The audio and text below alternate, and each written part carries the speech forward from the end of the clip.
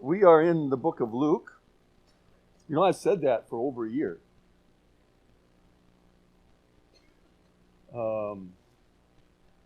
We started way back in the Christmas season of 2019 with Luke's account of the birth of Christ, and have been moving slowly through the book.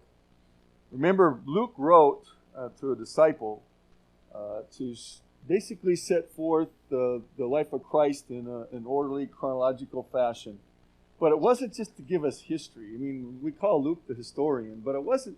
History was written in a way to give us some theology. And he was writing to this young person so that he could see how Christ led his own disciples, and so that he could really understand what it meant to follow Christ through the pages of the written, what he wrote, Luke wrote, that Christ, in fact, is the Son of Man. He's the perfect man. And if you're going to be a man that is genuine, especially from God's perspective, a man that God would honor, then you would follow Christ's example. You'd follow him to become Christ-like. And so a lot of the book has to do with, it's almost like a discipleship manual. How did Christ lead his disciples, especially after he chose the 12, but even beyond that, how did he lead his disciples to where they were ready, because he was preparing them for his crucifixion and resurrection and ascension, for them to take over. So they needed training, and this is the training they got. They didn't go to seminary. All right? They went to this school of hard knocks through with the mentor and the teacher, the discipler being Jesus himself. And so we come through, we've seen it over and over, this concept of discipleship. I think the main teaching about discipleship that we find in the book is our passage today. Luke chapter 14. 25 to 35. It almost as it comes to a climax here of what does it mean to be a disciple of Jesus Christ. And we often call it the cost of discipleship. I've spoken on this passage I don't know how many times in English and Spanish down through the years. It's something that I latched on to when I was in Campus Crusade for Christ at Morehead State University, and this was emphasized in when I went to seminary and had Howard Hendricks in discipleship class. This was emphasized, and it was like, okay, you're always coming back to the same thing. This is the bottom line of what it means. One of the major passages of what it means to be a disciple of Jesus Christ. Now, some of you maybe played Follow the Leader, and especially when we were kids. And you follow the leader, the difficulty depends on the leader. The difficulty of the cost involved as well as the consequences. If you had some daredevil leader as a kid, we do follow the leader on our bikes. And so we'd have a trail of bikes in our northwestern Minnesota town, and back in the day, you could do this. There wasn't that many problems out in the streets, right? It's pretty quiet. And you got a daredevil leader going up and over ramps and up and over all kinds of stuff. And, you had to follow, and you had to determine, well, do I really want to do that or not? Do I want to follow the leader? Because, the consequence may be negative. Or we did follow the leader at the swimming pool off the high diving board. And some of them would do stuff that I would go, no, I don't think I want to risk my life for that. So I would lose. Because you have to calculate the cost of what it takes to follow a leader, right? You get into teenage years and you're following leaders, it can be great or not so good. I remember following a leader in my first year in freshman class because he was the middle linebacker of a football team, and I was a freshman defensive lineman. And so I thought, man, I want to get on his good graces. I'll follow him. I followed him right into trouble. And you realize real fast that leadership, depending on who you follow, can be positive or negative.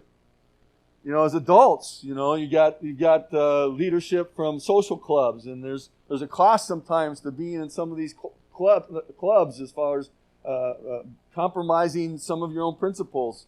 There's a cost involved. How about political causes? Same thing. Gangs, terrorist groups. That's all following a leader. They all have cost in following, and they all have consequences, positive or negative, that come as a result. There was a book written by Douglas Hyde a while back on communism, and he became one of the top communist leaders in the United States. One of the interesting things about him was, I think he was in Carolinas or someplace, he stuttered. And every group he went to, because of his stuttering, they said, we really don't have space for you here. And the communists were different from that, and they took him under, and he became the leading communist person in the United States. In his book, he writes a letter to a young man in Mexico who had recently become a communist, and then he explains basically to his fiancée why he is breaking their engagement. And he says, we communists have a high casualty rate. We're the ones who get shot and hung and lynched and tarred and feathered and jailed and slandered and ridiculed. Fired from our jobs and in every other way as uncomfortable as possible. A certain percentage of us get killed or imprisoned. We live in virtual poverty. We turn back to the party every penny we make above what is absolutely necessary to keep us alive. We communists don't have the time or the money for many movies or concerts or T-bone steaks or decent homes or new cars. We've been described as fanatics. We are fanatics. Our lives are dominated by one overshadowing factor, the struggle for world communism. We communists have a philosophy of life which no amount of money could buy. We have a cause to fight for, a definite purpose in life. We subordinate our petty personal selves to a greater movement of humanity. And if our personal lives seem hard or our egos seem to be suffer through subordination to the party, then we are adequately compensated by the thought that each of us in a small way is contributing something new and true and better for mankind. There's one thing about which I'm in dead earnest, and that is the communist cause. What commitment to a wrong cause.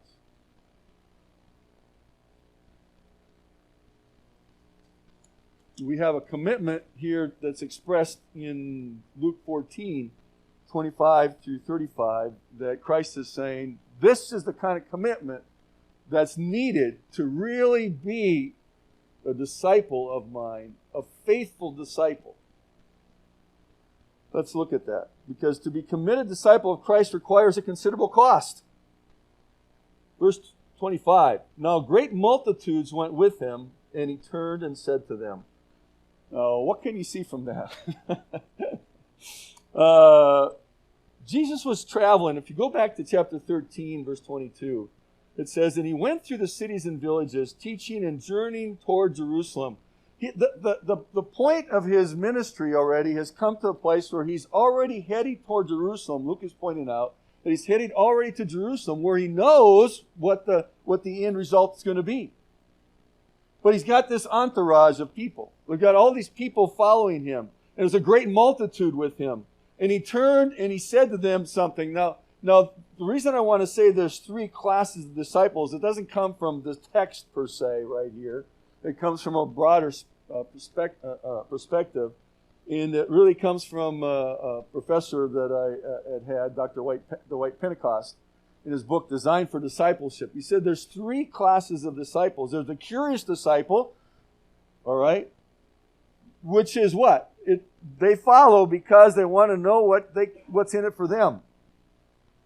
There's something spectacular going on, and they go, well, man, how can I benefit from this? And so they're following Christ, as it were, because they want to know what next great miracle he's going to do, or maybe they can get in on it as well, or what kind of benefits are going to happen for them. They're curious about what's going on. It's amazing to me all the time how curious people can be. On a highway, right? All of a sudden you see an accident. Why does the traffic slow down, almost stop sometimes on the other side of the highway, interstate? Because people are so, what, can I see a dead body? Or who, is there, what can I see? Just curiosity.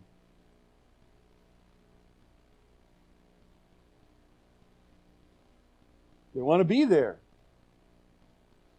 I think I told you when I first went to the Dominican Republic, our first month there, after our first month, I had a new van, and I got in an accident with a motorcycle. And he hit my front end, and he went on the side, and he went into the intersection and upturned a bicycle. I never knew a crowd could get together so fast. There are probably 100 people around me in a blink of an eye because of the curiosity factor. They're all screaming at me, telling me, get out of here, the police are going to come. Get out of here, the police are going to come. Before I could turn around, the police was there. So it was, the curiosity. You got a lot of people today, because a lot of people, even in our churches today, in our country today, are saying, "Follow Jesus, follow Jesus." That does not mean they're believers. There are a lot of people. Go back to John chapter 6, chapter 8, where Jesus himself says, "You're following me." That some of you aren't even believers. We know that Judas Iscariot was one of the 12. He was a follower, but he was never a believer. You have followers that never come to believe. They're just curious. What's in it for me? The second class, really, of disciple then is the convinced disciple. Those are the ones who believe. I believe in Jesus. And basically they believe his message. And if they believe his message, they believe that he is the bread of life. Right? That he's the resurrection of life. That he came to give life to those who believe in him. And so these are the ones that we can classify as believers. But not all believers then become committed disciples. Because that's the third class, committed. Am I willing to follow Jesus no matter what the cost? I was trying to think about this because I don't know if Dr. Pentecost addressed this in his book or not. But if you're a believer, then convinced disciple, and you're following Jesus, and then what happens if you never become committed? What kind of disciple are you? Another category you might say that's not necessarily I would classify as disciple would be a carnal Christian, a carnal believer. Because no longer are you following Jesus, even though you're a believer, you're following the flesh and not Jesus. So at that point, you can't be considered a student of because disciple means a student, a follower. You can't really be considered a student of Christ at that point, but you're still a believer. Because you come to be convinced at one point, but now the cost of following him is too great in your mind because you don't want to miss out on what the world has to offer. So I see these three classes, and Jesus, I think, understands that all this multitude that's following him, knowing what's going to happen to him, they're not going to all follow him. In fact, we know that even at the last night, the 12 abandoned him because it was so costly to stay around him. Peter denied him 3 times. Well, there's 3 conditions to be a faithful or a committed disciple of Christ. And we find that in verse 26, 27, and down at 33. And it's if anyone comes in verse 26 and 27, and whoever does in verse 33, whoever of you. So it identifies these conditions. The first one in verse 26, if anyone comes to me and does not hate his father and mother, wife and children, brothers and sisters, yes, and his own life also, he cannot be my disciple. And you look at that and you go, what in the world is he trying to say? And you notice that I say that love Jesus Christ more than any other human being. Because this is not an issue of hate in the sense of despise. I mean, the New Testament, Jesus would never go against the other teaching. It says to honor our father and mother. This is right before the Lord. It says to love our wives as Christ loved the church. All right? It says for fathers not to provoke their children to wrath. There's a relationships there that we have responsibility for. But the word hate here is not a sense of despise your father and mother or despise your spouse or your children. It's the idea of having a preference for more Christ than them. It's an issue of priority. It's an issue of loyalty. Okay? Look at Matthew chapter 10. Because Matthew's account of it, not exactly the same, but he gives a similar understanding. In verse 34 of Matthew 10, do not think that I came to bring peace on earth. I did not come to bring peace, but a sword. For I have come to set a man against his father, a daughter against her mother, and a daughter-in-law against her mother-in-law. And a man's enemies will be those of his own household. He who loves father or mother more than me is not worthy of me. That's the same idea as what we have in Luke. And he who loves son or daughter more than me is not worthy of me. And he who does not take his cross and follow after me is not worthy of me. He who finds his life will lose it, and he who loses his life for my sake will find it. You got to remember that in the time of Jesus, that a Jewish person with all the religious leaders are going against Jesus, for a Jewish person to want to follow Jesus and be committed would basically have a bullseye on their backs from the religious leaders' perspective of going after them. And not only that, then your parents or loved ones may basically say, look, if you're going to be a follower of Christ, be that committed, then we don't want to have anything to do with you. We've heard those kind of testimonies before, have we not? With other countries in the world, where if it's one thing to believe in Jesus, it's another thing to be a committed follower of Jesus, because you can believe kind of as it were and keep it to yourself, or the family doesn't really know about it. But once you're a committed follower and it becomes evident, then all of a sudden we don't want anything to do with you. Are you willing, he's saying, are you willing to be ostracized by your family for the sake of Christ? Do you love me more than them? That's the idea. You know, we saw that when we were in Haiti for that summer. I think I've mentioned this before, but one of the things that they did is that when a Haitian, coming out of Buddhism, when a Haitian would come to faith in Christ, one of the first steps of discipleship, if they said, we want to follow Christ, they'd say, they'd go to the house of the believer, and they'd help him take all his voodoo fetishes out of the house and put it out in the middle of the street in front of his house. And before all his family and neighbors, they would light it on fire. And at that point, he was branded. And facing possible ostracization because of family and friends and whatever, saying, you have left Buddhism to follow Christ, we don't want anything to do with you. That's harsh, but it happens. And Jesus is saying, you cannot be a committed disciple of mine if you're not willing to go to that length. Do you love me more than any other human being that's on this earth, even yourself?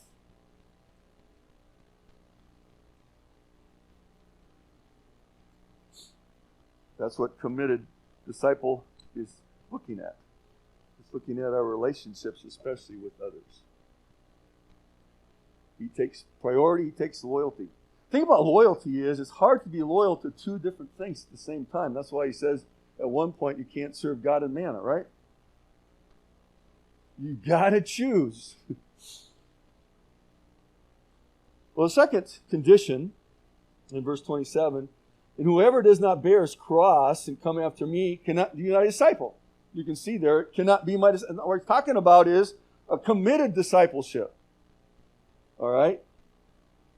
And so the second condition is live according to God's will or His Word, no matter what the personal suffering. Because this is now, what is God's will? What does His Word say? Am I willing to die to my desires or my will in order to live for His? That's what he's trying to say. It involves suffering and sacrifice. There's no doubt about it. It doesn't necessarily mean literally that we're supposed to die. If we die, we don't follow anymore, right? It's not a literal sense of you have to die. No, it says dying to the passions or the desires or the will that you have, to what you want to do, to say, God, I want what you want. I want to do your will. I want to follow your word. That's a committed disciple. Someone who says, we're charging, no matter what the cost is. We're charging forward to my own personal health, if need be. The third condition, verse 33, so likewise, whoever one of you does not forsake all that he has cannot be my disciple. This is a hard one because it's like, are you supposed to sell everything? Just sell it all. And live day by day by faith, right? I remember a conversation we had in a pastor's meeting in the Dominican Republic. They called them Pleno Pastoral, and we had like every 6 months we had one of these, and we were all together, and some of the pastors were like, the missionaries sold us a bill of goods that doesn't work. And they said, what's that? I said, in other missionaries, they go, that you can live on faith. I cannot pay my groceries with faith. I need money.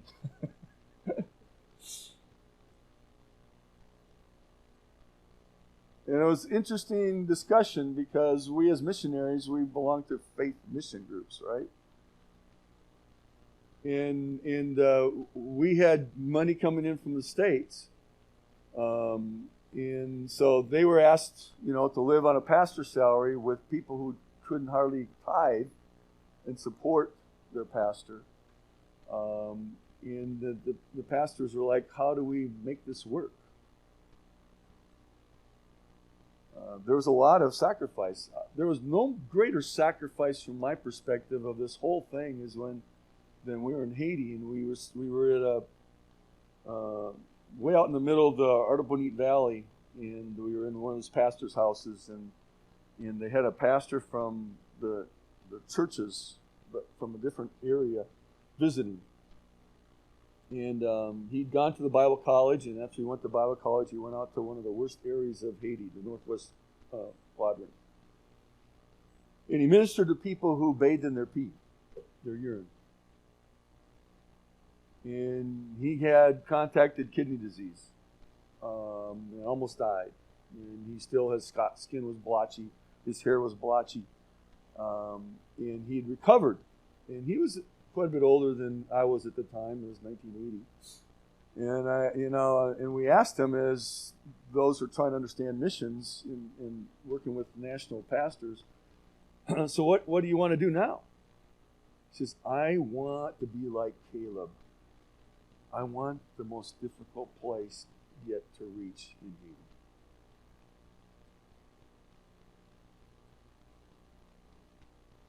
Even after what he suffered, even after what he lost, he was willing to give it all up. And so he went to the island north of Haiti, La Tortuga, which was at one point the Pirates Island, okay? And it was rough. I've told you before that I spent 3 days on that island. I lost, 15 pounds in 3 days. It was like I couldn't drink anything there. I couldn't eat anything there. Everything was just not real good. But he took it on. See, the idea to me is labor for Christ, free from attachments to this world's things.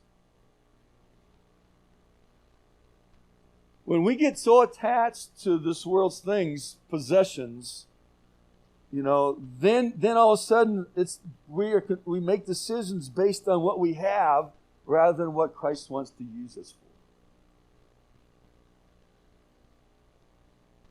for. And when the things get in the way of service, then we've got the wrong priority. In fact, the things should actually allow us to do greater service rather than inhibit us from service.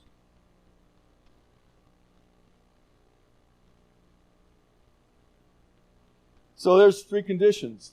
They deal with my personal relationships. They deal with my personal desires and will.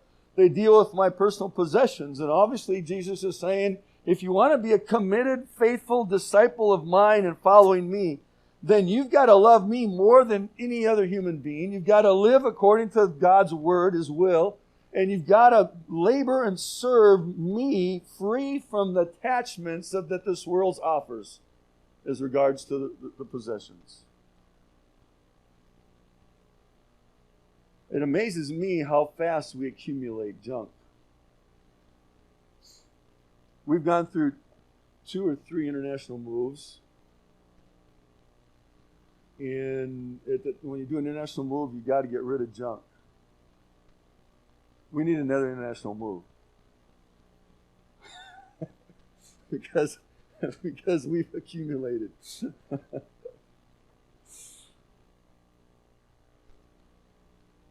Those are the conditions of a committed disciple. Now, he has 3 cautions in this passage for those believers desiring to be faithful, committed disciple. Let's go back to verse 28 and through 30. There's a couple parables and then a strong warning at the end. In 28 to 30, for which of you, intending to build a tower, does not sit down first and count the cost, whether he's enough to finish it? Lest after he has laid the foundation and he's not able to finish, all who see it begin to mock him, saying, this man began to build and was not able to finish. The first caution and warning is failure to calculate the cost up front can lead to personal ill fame, infamy, humiliation, disgrace, embarrassment. That's one of the things that I thought of greatly when we first went to the Dominican Republic. I've told this story before, but it really... I did not adjust well when we first got there. I was fighting the culture. I was fighting the language. I was fighting being there. And after a few months, I was trying to make a contract with God one night, 1 or 2 o'clock in the morning. If you'll let me go home with an honorable discharge, I'm ready to go back. Because I knew that if I went back saying I couldn't take it, that it's exactly that. I didn't calculate. Why didn't you calculate the cost? Look at all the money that you've already absorbed with language school training and everything else, traveling or the stateside and all the people that were. You would only be a personal embarrassment. And it was in my mind. God help me go back with not being embarrassed because I failed to count how difficult this was going to be. Thankfully, He didn't take me up on the offer. He allowed me to stay there and suffer the transition, and I became a real blessing for me, my wife, and our family to be able to say we're bicultural or bilingual at the time and feel just as adjusted living there as coming to the States. But up front, you got to calculate the cost. I always tell people if you're going to go on a mission, just realize you got a lot of hoops to jump through. And if you're not willing to jump through all the hoops, you're never going to get there. So don't start something you can't finish. How many times do you see something, being started and they never finish and it's an eyesore and people go by and they laugh, right? Unless you're in the Dominican Republic or elsewhere in Latin America, because they'll build something according to the funds they have. They don't know when they're going to finish it, They just know they're going to finish it maybe in their lifetime. Right, Hector? But you see all these half-built buildings all over the place, and you go, why didn't they finish it? Well, some of them have only had the money to go that far. That's it. But it still is an eyesore. It still is an embarrassment. Those who jump on board so quickly and say, I will follow Jesus no matter what, without calculating what cost it's going to be. In a short period of time, it may be like they slam into the wall over and over and over again. They said, I give up. I can't do it. He said, that's what the humiliation is, an embarrassment. It's not that Christ didn't have the power. It's that you didn't have the commitment, the dedication to break through all that. You cannot grow spiritually without going through difficult times. And none of us want the difficult times. You can't become mature in Christ as a committed disciple without going through those difficult times. The second caution, 31 and 32, is another story, parable that he shared. Or what king going to make war against another king does not sit down first and consider whether he is able with 10,000 to meet him who comes against him with 20,000? Or else with the other is still a great way off. He sends a delegation and asks conditions of peace. So the second one basically is failure to consider the difficulty to persevere brings about personal injury.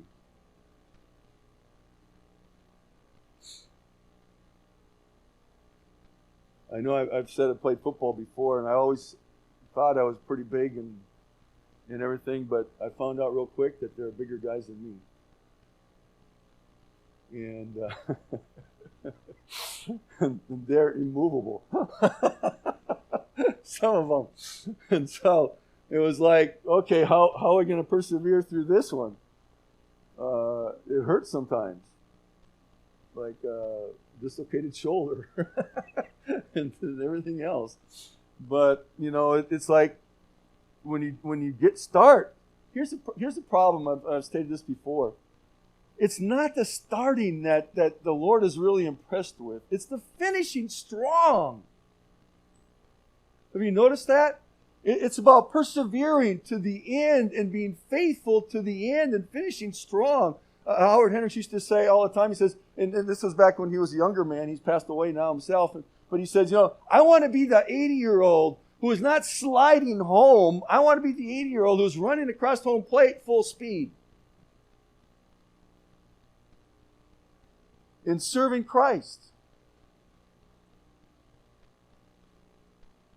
To persevere to the end, because he's if you miscalculate, you're gonna face injury, basically, and it could be physical harm, even death at this point, is what he's saying. If you go up an army that's 2 times as big as you most likely will suffer that. So it's a caution. He's basically saying, don't just jump in with both feet before you think about what the consequences are, both positive and negative here. Does he want committed followers? Yes. But he doesn't want people jumping in right away and then all of a sudden falling off by the wayside because they fail to calculate the cost, or they get so far down the road and then they drop out of sight because they aren't persevering to the end. There's got this steadfastness is what he's looking for. And the last one, caution, is the last 2 verses of the chapter, 34, 35. And so many people take this as a separate teaching, but I can't see how it can be separate. It is talking about the same thing. It's a conclusion. Salt is good, but if the salt has lost its flavor, how shall it be seasoned? It is neither fit for the land nor for the dunghill, but men throw it out. He who has ears to hear, let him hear. And the idea is that failure to continue to follow Christ will result in personal ineffectiveness, fruitlessness, uselessness for His sake. To be carnal Christian at that point is not being useful to Christ, because you stop following Him. What is salt? Salt was good for preserving. Salt was good for flavor. Salt was good for a number of things that in their day and age that was a key element. When salt would lose its flavor or its ability to do what it was supposed to do, what good was it? It was no more than an ordinary stone or a rock that you could use on what we would call caliche, right? On a roadway. Just an average use, nothing more than that.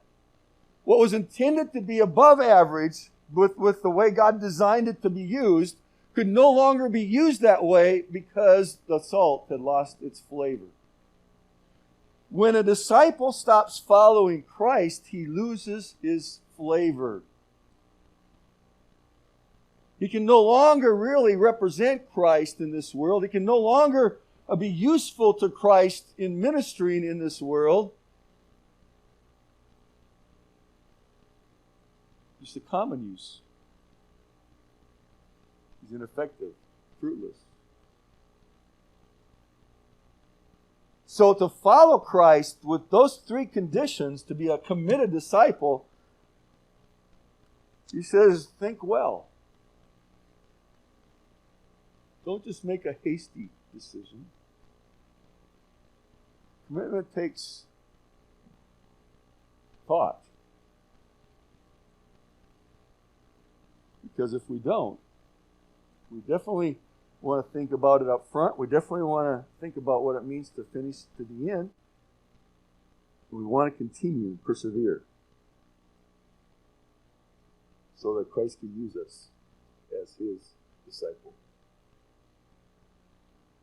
In His church and in this world, to glorify Christ and the Father.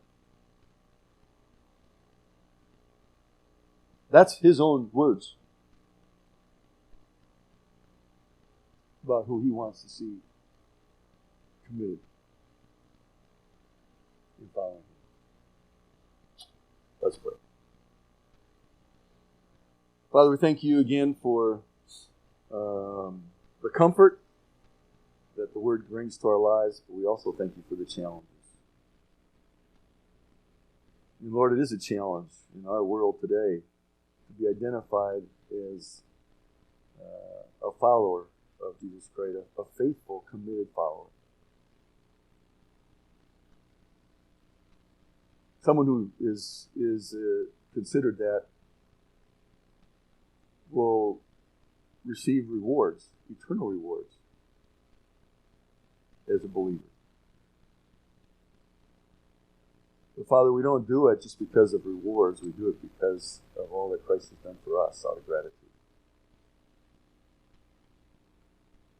He, more than anybody, met these conditions, placing You above anybody else and even His own life, following Your will to the point of obedience, even to the death on the cross, and giving up all His treasures or possessions in heaven to come to earth and didn't even have a towel to lay His head on.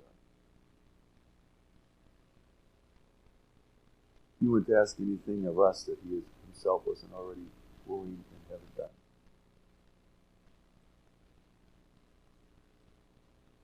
Thank You for His example. Thank You for His faithfulness. For it's in His name.